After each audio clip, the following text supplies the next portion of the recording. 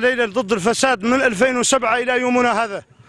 نحن هنا سكان الحي الغربي جملة نطلب إزالة هذو بيوت الدعرة. أولادنا يخدموا في الشرايك يضربوهم باللي راه حي مسخ. ما بقت لنا كرامة. ناشدوا كل الجزائريين الشرفاء يديرونا حل لهذا الفسق اللي راه موجود بيننا، وهذا المرض الفتاك، مرض السيدة والزهر والسرطان راهي تنتشر في الحي. بيوت الدعارة هي لب كل مشاكل، هي اللي تجيب الدعارة وهي اللي تجيب المخدرات وتجيب شرب الخمر، وضيعت لنا الاولاد هنايا. الاولاد كانوا يمشوا للقرايه ولاو يفوتوا هنا للدعاره. وعندنا ماده 343 في قانون العقوبات تجرم هذا الفعل في الحالات الخمس، توفر الحالات الخمس كلها توفر هنا، المساعده والدعاره على العلن، كل هذه الامور موفرين. والماده 343 عندها خمس حالات تجرم فيهم هذا الفعل كلهم متوفرين هنايا.